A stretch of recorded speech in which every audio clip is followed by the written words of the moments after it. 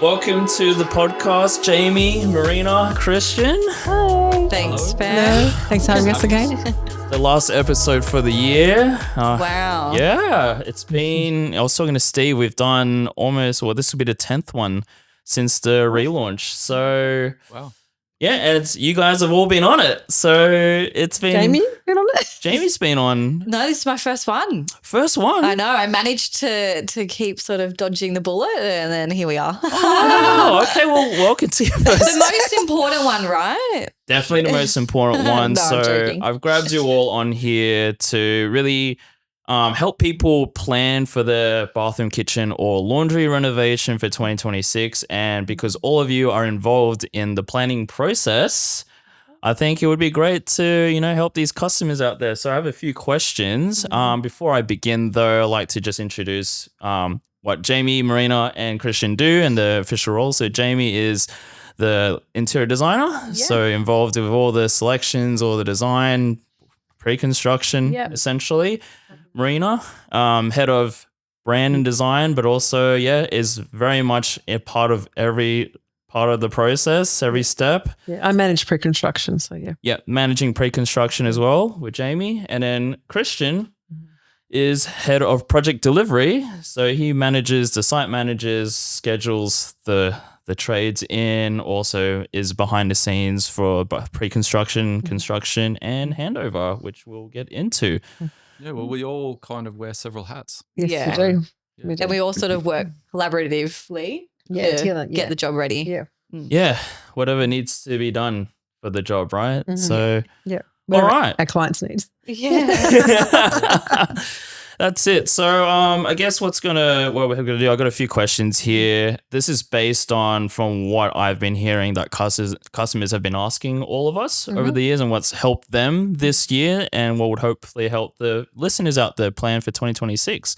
So the way it's going to be structured, we're going to ask about cost, time, and then exactly the planning, what is involved, what people can do, what advice they can do to help plan their one. And pretty much it. It's going to be a quick one. I know you guys are very busy. There's 3 weeks left. So we're just going to get into it. All right. Awesome. So Let's do it. Yeah. let's do it. Cost. I'm going to start with cost. We've already covered this. I sound like a broken record now, but just reminding people that we have a free estimation tool online. So I think that's one of the best ways to get started on understanding how much your project's going to cost. Takes 2 minutes. You can put in your dimensions of your space, whether it's bathroom, kitchen, or laundry. It will give you an estimation on the labor, as well as an allowance for PC items, depending on what quality of finish you want, as well as a construction timeline, a rough one, just to kind of get a rough guide of what you can do before. Just an expectation, essentially, before you talk to, a renovator or you talk to us. So highly recommend it. I'll put the link down in the description on whatever platform. Otherwise, just go on our website. You will be able to find it. I've made it very obvious. Fantastic. So other than the estimation tool, do you, it's obviously open to everyone here. Do any of you have any other tips for the people out there for researching cost on their project? I think from like a PC perspective, being like tapware, tiles, vanity, etc. Looking obviously at suppliers and their price points, starting to pinpoint items that you like to collate a bit of an idea of what the overall can cost. When it comes to PC items, I think what people forget is sometimes, depending what item you choose, may incur additional labor. So for us, we have standard size tiles versus non-standard size tiles, which take the tile longer to install. So there's extra cost involved there, as well as some considerations for plumbing and tapware, wall mounted tapware versus basin mounted tapware.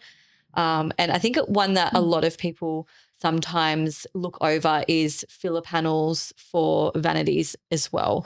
So they don't come standard with the vanity. If you're installing it hard up against the wall, there might be some slight customization and filler panel costs to consider. Yeah. I think people need to look at their budget for PC and tiles. Had that, I got this much to spend. Yeah. So it's easy for interior designer or a building company to know the client's budget. Yeah. Because definitely. labor is very expensive, obviously, Mm. in Sydney. So it's good to have a budget for your actual labor costs and a budget for your PCs and tiles. Yeah, absolutely. I think also from an operational point of view, if you're changing the footprint of your room, then generally that will incur, I think, the most amount of costs. Correct. Yeah. Because you've got to consider if you're moving drainage, which can be quite expensive at times.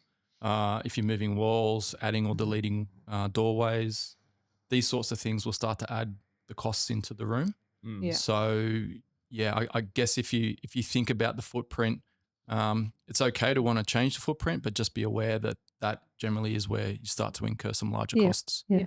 And is that because of all the labor, as you said, the labor involved and obviously the extra materials that may need to be required?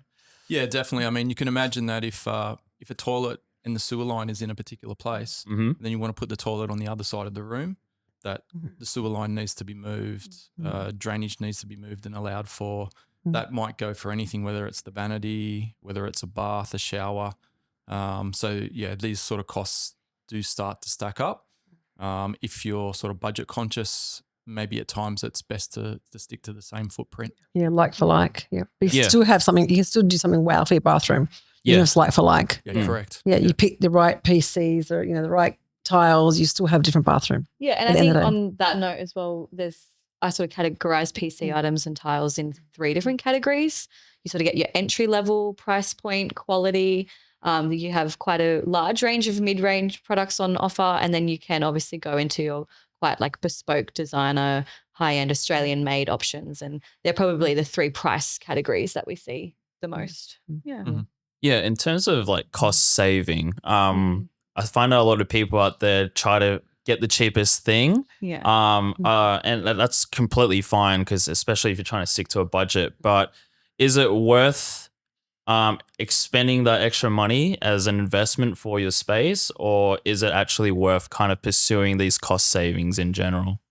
What I usually ask customers, how long are they staying there? Is the space for them? Or like, are they thinking of renovating to sell? So obviously I understand people to renovating to sell may not want to spend anything too crazy on like designer ranges or high-end PCs. But if you are going to stay in the house and you want it to last hopefully 10 years, average out the costs that you're spending for how long you're going to have the bathroom or the laundry kitchen.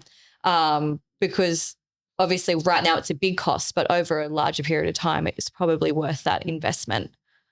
Yeah, absolutely. And cheaper products tend to not last a long time, got low warranties. So you can end up paying again to fix it up or replace it. Yeah. So you might as well just spend that little bit more for longevity in your products.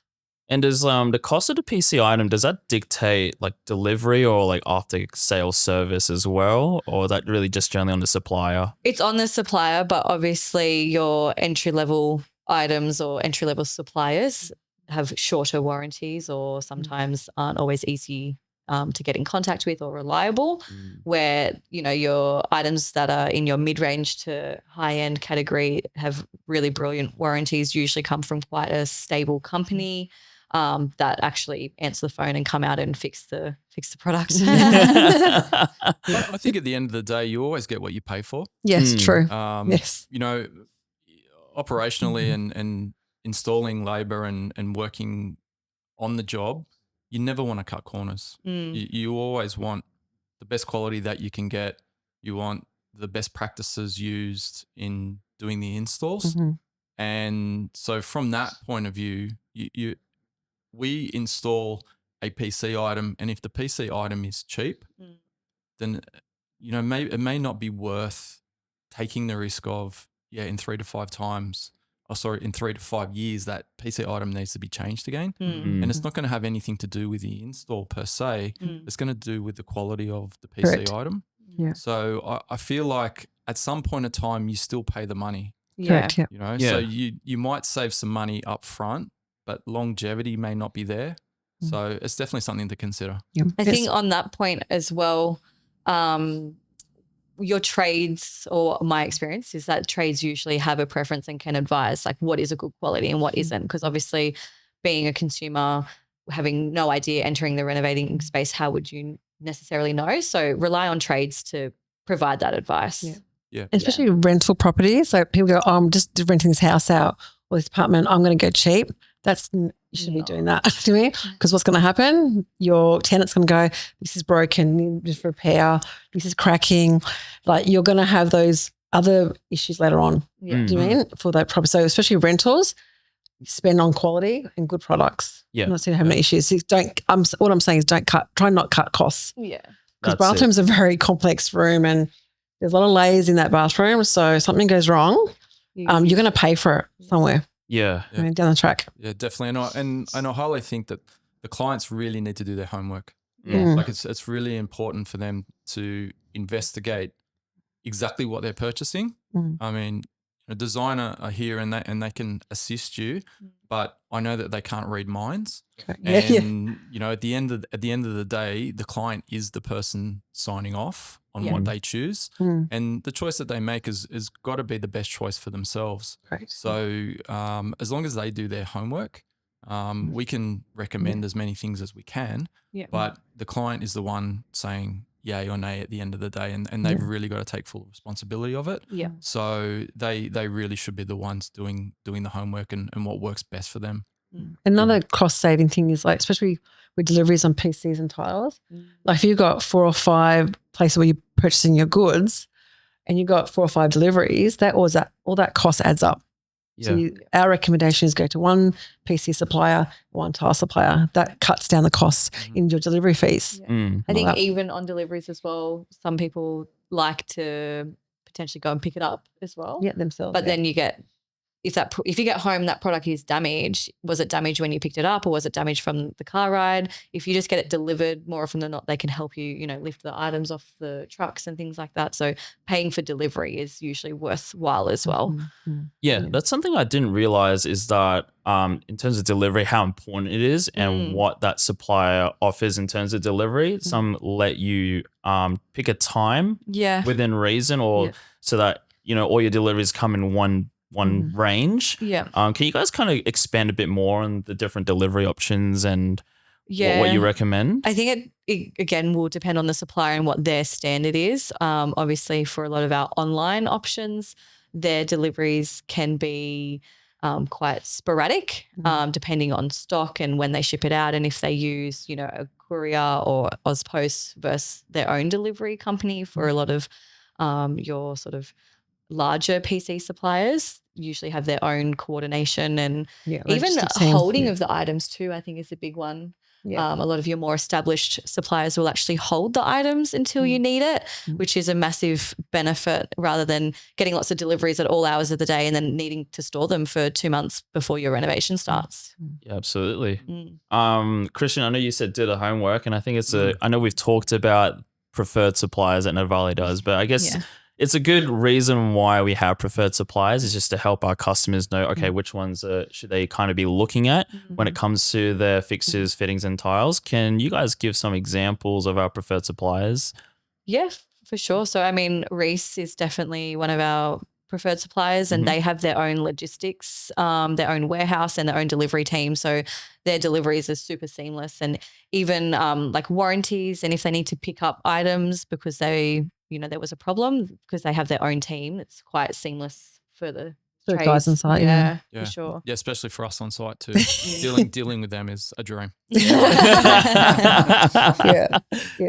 But even the Beaumonts, the Ambers, they're great too. They are, for sure. Tile deliveries, De Lorenzo's. De Lorenzo's really great. Yeah. Yeah. Okay. Fantastic. Any last tips on cost that I missed? I think just on the PC allowance, I think what some people forget is you get obviously a quote for labor, then you have a PC estimate or budget is just sometimes allow for not only items, just labor costs as well, because some items incur labor costs would be my main thing that people sometimes forget. Could you give some examples of that? Again, like the wall mounted tapware versus bench mounted tapware, non-standard tiles, things like that. Okay. Yeah. I think, Ben, maybe one last thing to consider is that as much as we can go into the home and look at what's there and what's existing, it's not really until the room is completely demolished that we actually find what's going on in there. So look, it doesn't happen in all cases, but in some cases we might take villa board sheets off the wall at demolition and find that your shower has been leaking and that some of your timber framework might be slightly damaged. So this is obviously a variation to our works, and there might be a small cost in terms of rectifying some of the framing. I just think for a client to maybe just to consider in the back of their mind that because there are some of these unknowns, just to be aware that there might be a slight little cost sitting there until we can actually uncover the room. We look as much things as we can during the sales process and any other pre-construction processes as we can. But until we really do that demolition, we won't know exactly what's under there. So I think maybe in the client's mind, they do maybe need to consider that there's a slight little kitty there, just in case that there's any little bit of unknowns. Like an allowance for unforeseens, right? Yeah. Contingency I think budget. the bathroom is the only room in the house that has a lot of issues. Yeah. Out of all the rooms, that one's going to have all the issues, all the problems, and have costs associated with that. Unforeseen. Because we don't know until we demo it. So be aware that that you might have extra costs. As builders, we don't like to put extra costs on our clients, but in the day, we got to be realistic. There is possibilities that can happen, and sometimes it's not. And it's smooth sailing, and there's no issues. But a little of the older properties, the ones that are 100 years old or 50 years old, there's a lot of problems there. So that need to be rectified and come up to standards, just up to standards. We're on the topic of cost, and especially with the bathroom, I find, and you may disagree or agree, do you find that the bathroom is the space that is the hardest to cut costs on? Yes, it is. Yeah, definitely. Definitely. In terms of like labor, is obviously you get the most amount of trades come into a bathroom, but then even with your PC items, the most amount of items go into a bathroom too. Yeah. So all those little things, little rope hooks, accessories, tapware, it all adds up. So measure all the trades in one house into one room. Yeah. So basically, And you definitely don't want to skimp on the trades and the labor cost as well, right? Yeah, So, definitely. Yeah. Look, out of all the rooms, the waterproofing, especially in a bathroom, is so important. And really, at the end of the day, that's going to be a big part of your longevity of the room. Yeah. You can't cut costs on that. So you can't. It's very hard to cut corners and still have an operational bathroom a couple of years down the track. Even as a building business, we don't want to cut costs because it's going to cost us later anyway. To go and fix it. Absolutely. It's going to cost us more money. So we got to do it right in the first place. Yeah. So as an owner, I really feel that don't go for the budget cut rate sort of approach. We certainly don't do that ourselves. No, we don't.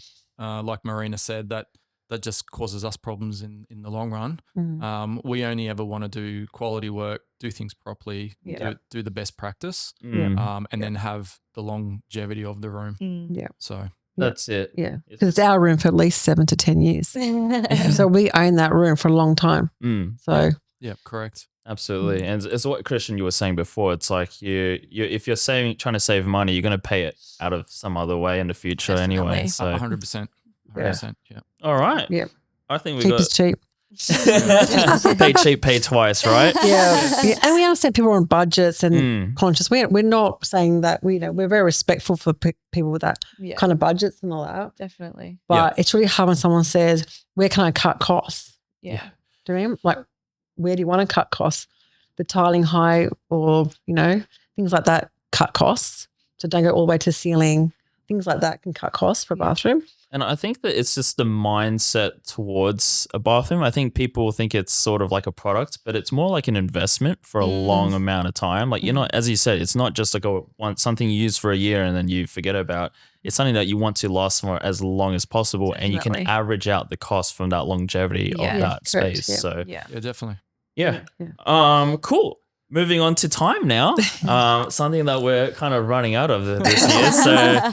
So Me personally, I've been looking online to see what the timeline expectations for, like, say, a bathroom renovation, a kitchen renovation, and laundry, and I just cannot find a consistent expectation for obvious reasons. It's sort of a how long is a piece of string, but can you let the listeners out there know what are the challenges of kind of trying to get an expectation like that? In terms of like pre-construction and like the selections aspect of how long that takes? Just in terms of like the entire thing, but Process, of course, yeah, Mhm. planning, pre-construction, yeah.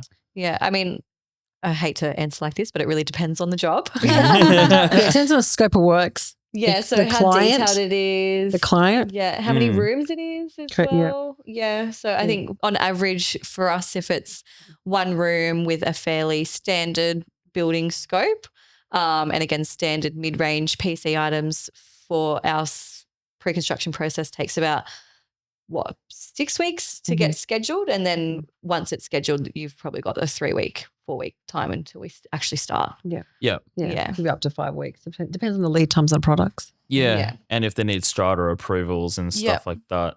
Mhm. So I think that's the one thing I've noticed with customers is that they don't really unaware of the whole pre-construction and how important that is. They Yeah. think that, bathroom, 3 weeks, no worries, I can start tomorrow. No. And it's not that. And they don't realize it's best to invest a lot more time in the planning. And the planning is what makes that construction go smoothly and go in that 3 weeks. Yeah. Would you guys be able to elaborate on why so much time should be invested in that stage? Well, I think there's a lot of things to consider. I mean, even from the sales point of view, we go out there, we'll do a consultation. The client could be getting several quotes happening at the same time. Then they need to make a decision on it. I mean, that process could take them a month. A year. Like some people take a long time to even decide what company they want to go with. So it could be a month until you get contracts signed, and then from there, for Novalé, it goes into a design process. So we've got to book you an appointment, we've got to carry out the appointment. There's a whole process of working out what PC, tiles, joinery you might need. There might be check measures for the joinery that need to occur, manufacturing of the joinery, things like site inspections. There might be some walls that we need to take out or remove. So a site inspection might be necessary for that. Might need to get our plumber in to do an inspection to check if the new design that we're working with is going to be feasible.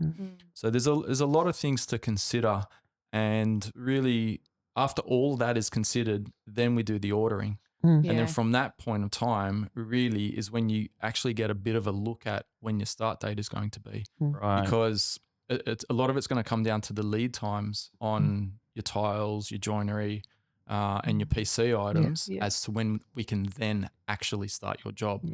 And then also that has got to work within us as a company, as we have several jobs going at the same time.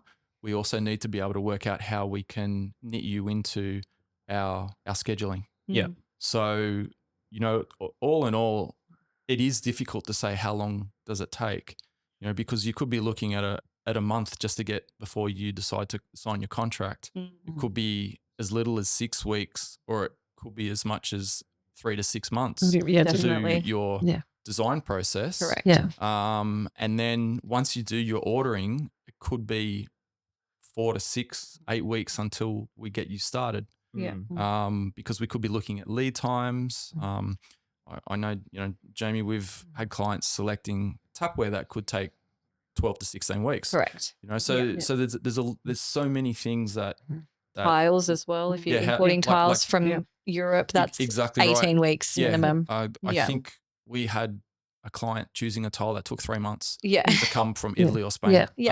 So all of these things, take that need time. to be they need to be factored in to when you can actually have your build started. But the funny thing is that the build in a lot of cases can be some of the shortest part of time. We could turn around a bathroom in 3 to 4 weeks, or we can turn around a kitchen in 5 to 6 weeks, or an apartment in 8 to 12 weeks. So some of the build times actually are a lot more known than part of the pre-construction is. I think also it can depend. Well, I guess what we like to say is the decisions always have to be made, whether they're made pre-construction ahead of time, it's all clear and concise, or if they're made on site and then you have to wait and there's a delay and we need to get the plumber back because this wasn't decided. There's obviously two ways that people operate. So for us, we try and get all of those decisions and confirmations very early in the piece so that the construction time is as minimal as it can be and most efficient.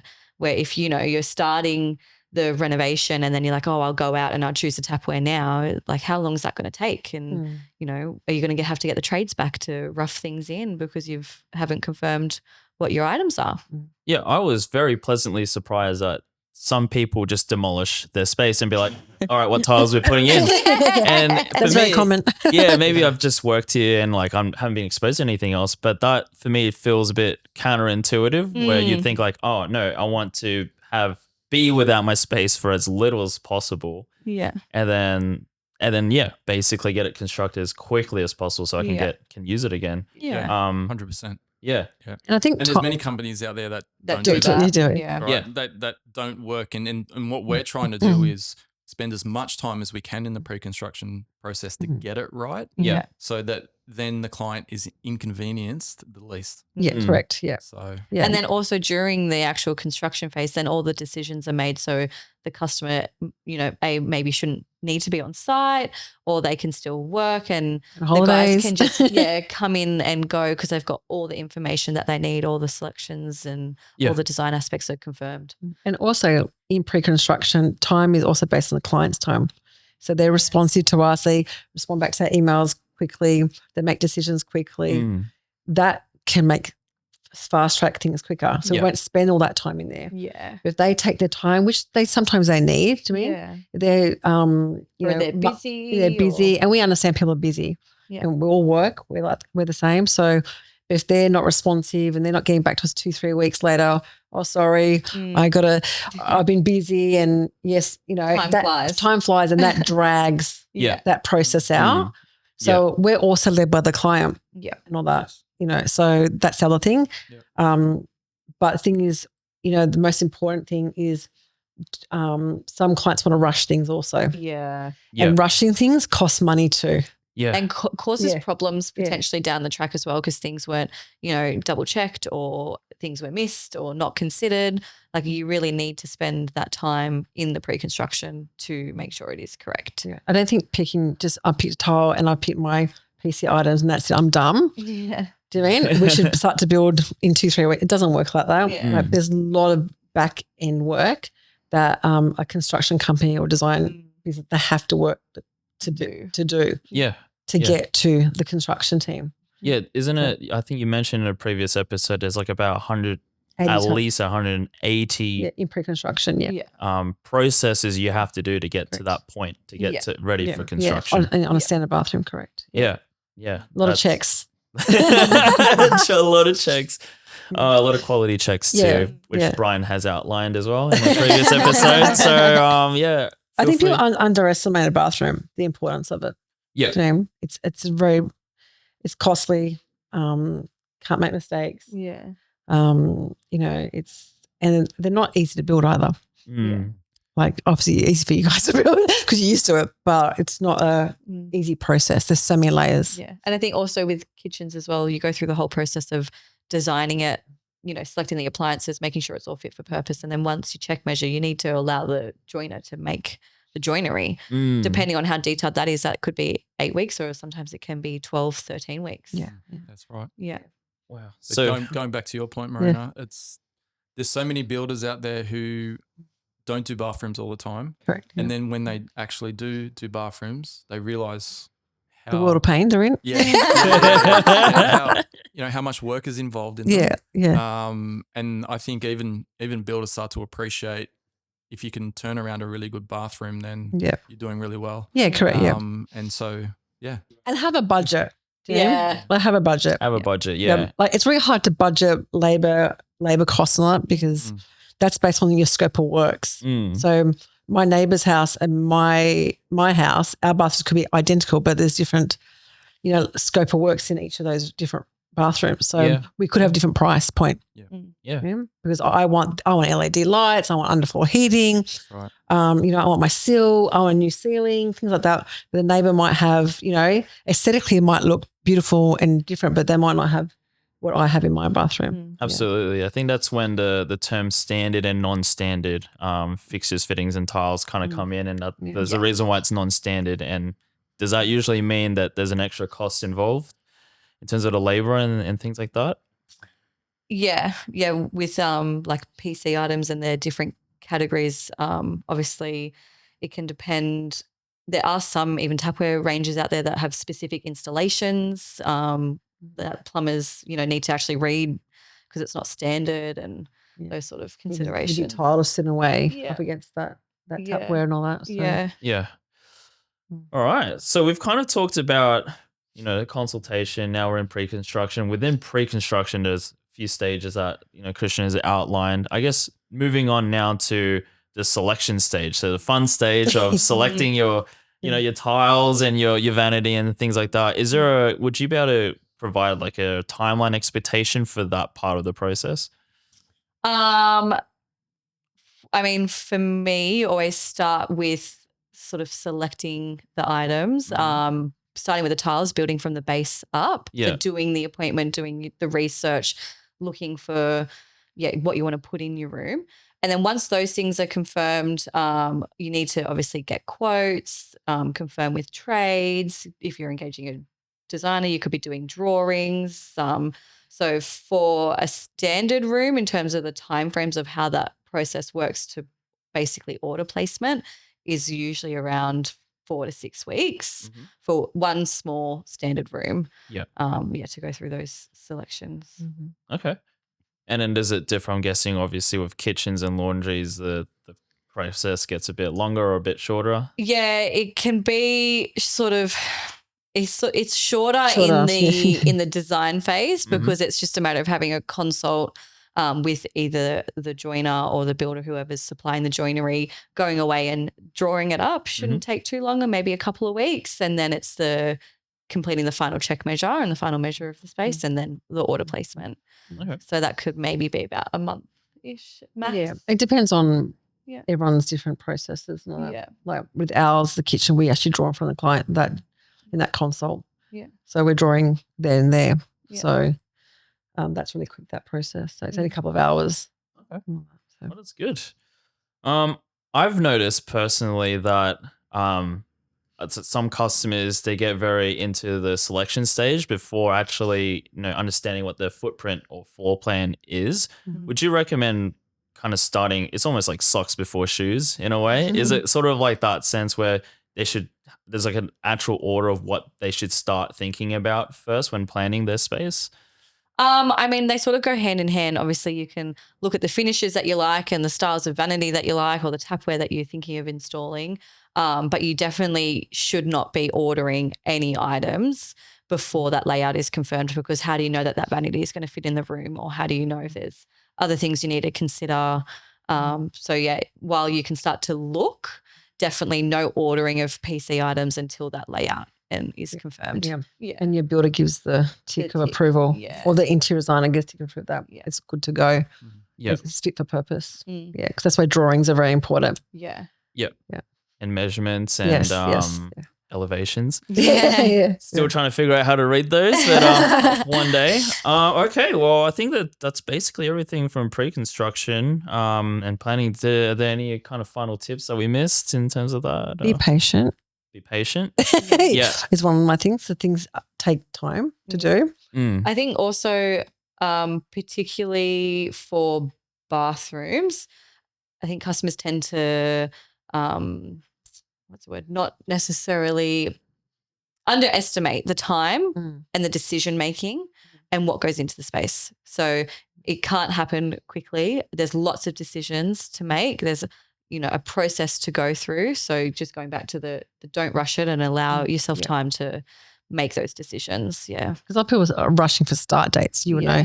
Right, yeah. And that's not, I wouldn't guarantee that, pushing your builder to, get to a start date, because there's a lot of work they have to do prior to get to that start date. Like everyone will try to get there and trying to work towards it.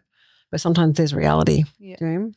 That's it. Yeah. Is it worth people kind of allocating like a nominal amount of time for, planning and like getting a start date? Or is it better just to kind of be flexible, don't have anything set in stone, and just wait and just talk to, a renovator before? I think if you're starting the process and you're ready to really commit to someone and renovate, I would say give yourself like a 3-month idea, if we're talking November or December basically now. If we're talking December now, realistically you would hope that a renovation should start by like March, once everything's done. I think that's a realistic time frame. Yeah. But yeah, trying to push it for a few weeks is craziness. But sometimes it might take 6 months if it's super detailed, super high end, and you're waiting on lead times and PC items. So yeah. I think someone should get in as early as possible and start investigating. Yeah. I think if you leave it to the last minute and then try and attempt to rush everything through pre-construction, really that's really only where mistakes sort of start to happen. And, you put pressure, unwanted pressure where it's not necessarily needed. Yeah. So I think on themselves. I think if there's any advice to go out there, it's like if you're considering it, start the conversations early. Start the conversations early with your renovator and really start to consider and start to understand how long it takes to do things. Because I there's no doubt places where you can walk in and walk out with a vanity. But in most cases, in 90% of the cases, it's not happening that way. Even just getting something as simple as that, there's time frames. There's you've got to choose it. It may not be available straight away. It might need to be built. It might take 4 to 6 weeks to build it. It might take you a month to work out which one you want. So that month and then that 6 weeks, just think about that time frame. I'd say start your conversations early. Start thinking about it as soon as you can, and start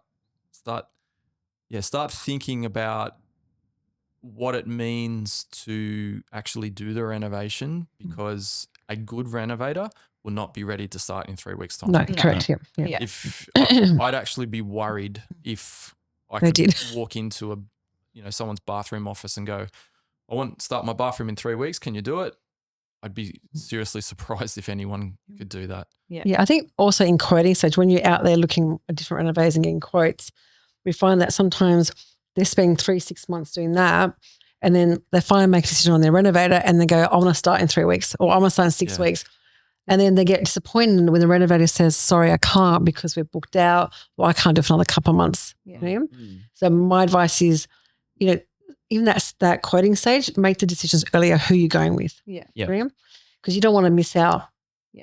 So I feel like that's where once you say you're ready to go ahead and you start that construction process, it should averagely be about 3 months. To go through that. Yeah, that's if you're ready to smoothly. Start. That's if everything goes smoothly. And that's for a simple standard one room. We've had clients that we've turned a bathroom in design in 2-3 weeks because they were decisive. They knew what they wanted. They made decisions. They stuck to their budget, and we turned it around really quickly, and they got to the operations team quicker.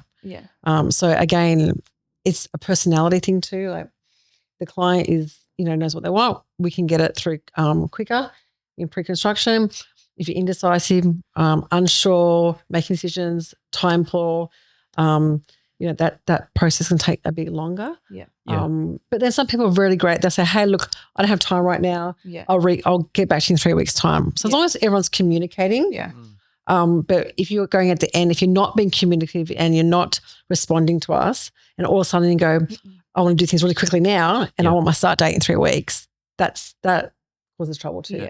It's unrealistic. That puts pressure on yourself as a client, as a customer, and to the builder, or the designer that you're working with. So it's going to be a two-way street. Can't, So absolutely. If you want a smooth process and a stress-free bathroom renovation, and kitchen renovation, it's also led by the client, also not just the builder or the interior designer.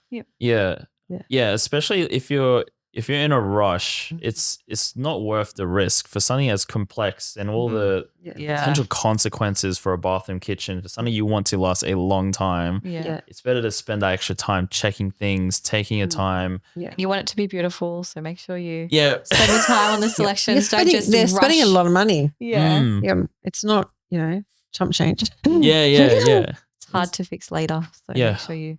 A lot of people working on it, and they need to spend their time correctly. And that's their hard-earned money they've saved or for this space to be renovated. So we respect that too. So that's it. Well, that's pre-construction. All right. I just got a few questions for Kristian, but feel free to jump in if you know much about construction.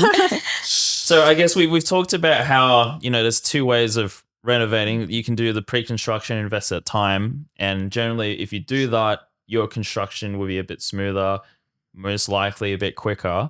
Can you explain further, the consequence of not doing that pre-construction beforehand and what happens to this construction phase? Yeah, sure. I mean, you can imagine that if you haven't made some selections and you haven't made some decisions, that potentially a company can come in, do the demolition, then decide the plumber comes in, and if the plumber doesn't know exactly what toilet he's installing or, what vanity, what basin, then potentially straight away he's going to be delayed because he's got to put, water points or pipes in the right place. So straight away you could have a hold up. And then once he's finished and those decisions are made, then you're probably ringing the electrician saying, oh, when can you come in next? And then he might be able to come in a week later. So all of a sudden you've possibly gone from something that we can do here in 2 or 3 days could be turned into 2 or 3 weeks. So yeah, very, very important that decisions are made prior to the build.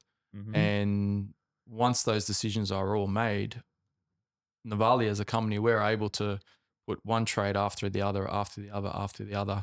And because we book everybody in generally about a month before, and our subbies are fantastic and they stick to the timeframes that we book them for, then we can provide a reasonably smooth process by doing that. So it's fantastic. And they get a scope and their schedule. They're all prepared. The trades on site before they come to your property. Any specifications as well. They have that if they need like to. our tilers, like our tilers don't go to like, how am I going to tile this? Do you know what I mean? That's again an hour, 2 hours of them on site deciding how they're going to do a tile set out. Again, that's cost and money to the owner. Yeah, that's right. Yeah, and we've already worked that out in design. What the tile set out's going to be. Like we said, all the specifications are there already. We've taken into consideration if it is a difficult type of PC that needs to be installed, we already know that in advance. So it could be that I allow 2 days for your plumbing instead of 1. So all of that's taken into consideration, and your schedule's based on that already. That's it. And I guess with pre-construction, you're doing so many checks. You're doing like a pre-work site audit as well before going in to make sure everything's ready for these trades to come in. And yeah, that's right. So we obviously go in and meet the client a week or so before we actually start the build. So once the schedule's created and the planners are made and all the plans are finalized, the site manager will actually go in and meet the client, and any little gray areas or questions that they have at that point of time as well, we get to have them all answered so that we're not waiting around in the room later, needing an answer from the client. So there's so many little things that we do that allow us to be efficient. That's it. I think that builds trust too, and builds that relationship, so you know who's coming into your house and ahead of time. And I also noticed I was in a job yesterday looking at an old job, and sometimes there's technical construction things the guys need to do on site. Brian does drawings for the guys, even though the designers do their own drawings, but if it's a building technical detail, he will draw that up for the construction crew so they know how to build it. Wow. Yeah. So they're not on site going, how am I going to do this? They're not there talking for 2-3 hours working out how they're going to build this. We do that in pre-construction. We create the drawings for that technical construction, the build that they have to do. Yeah. On top of the interior design drawings that we provide our clients. It's basically like painting by numbers. in a way that like everything's Well, set up. in the end, you know, we'd love to be able to just build it like a Lego plan. Yeah. You know, because theoretically, if everything's been worked out, Mm. then the construction phase is just step by step by step by step. As we said before, there are some unknowns that arise. And the way that we schedule is actually we schedule Monday to Friday. So if some of these unknowns do pop up, then sometimes we do have the ability to use a Saturday to do a catch up if there's, you know, a variation or a little bit of extra work that becomes involved because no one would have known until it was demolished. But we still got some of those little areas in our schedule where we can still then catch up later and still finish on time. That's it. So I remember you mentioned to a customer that like the construction process is almost like a autobahn where the trades are going in one after another, so there's minimal delays and gaps. And is that just a product of planning a month ahead in advance? yeah, definitely. Definitely. So Not even a month, couple of weeks. Couple more, weeks. More than a month. Yeah. Yeah. So look, there's certain things that we understand by looking at the scope, how long a trade will need. Say, for example, on one job, a plumber might need 1 day. On another job, we allow them 2 days because we look at the scope and see the difficulty of it. There's going to be some days where it's only going to be single trades on the job. But where possible, if 2 trades can be on the job at the same day as well, then that helps us shorten the day as well. So if we can bring a plasterer in on the same day that we can bring the carpenter in, and sometimes they might even help each other, then again we've got the ability to make that work, and then your schedule ends up being shorter. So I feel like our schedules are really efficient and well thought out, and we take as much things into consideration as we can, and because then everyone is booked in on a particular day. So rough-ins are booked in, fit-offs are booked in. All the trades understand how and when they need to be on a job, so they can just rock up and be there and do the work. If you have a flexible schedule, then you're in trouble because then you're only relying on when the availability of these guys are. Whereas if you've got a pretty rigid schedule, but the schedule's been well thought out and there's enough space for everyone to work within, then those schedules don't need to be changed. And they don't need to be altered. So the difference with going with us. Yeah. All right, I better start wrapping up. I know you guys are busy and itching to get back into it. So any final tips or advice, or have we covered everything? I think we've covered a lot of it. A lot. Yeah. Yeah. I think just allow yourself grace and time, and That's it. Yeah, don't rush it. Overarching. That's it. it. Don't rush it. Be patient. Do your homework. Yeah. Get informed. Yeah. And then just pick us in the end. So. Look, and be realistic. I think there's one last thought, perhaps around scheduling. Look, it's always good for the client to have an ideal time frame as to when they would like their job done. Sometimes that doesn't always work because they're not sure, they don't understand the pre-construction process. So I would say you possibly come in with the idea of having a time frame that you would like, but also be flexible because you may not understand what the lead times are on the items that you choose. And then beyond that, what you've also got to understand is that obviously we run several jobs at the same time. We have a lot of subcontractors that work amongst those jobs. And so we've got to thread all of these guys together to work on your project. And that could be 10 different people working amongst 5 different jobs. So to come up with a time frame and a start date that works is quite difficult.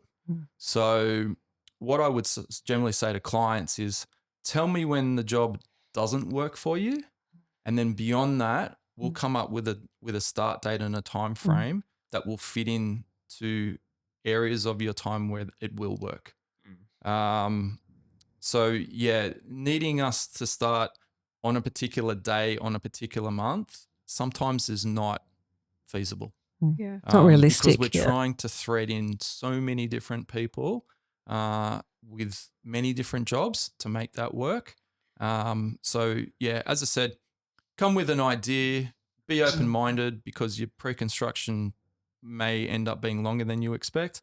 And know that we are a certain size company with a certain amount of jobs, and be able to work with us as well regarding those timeframes.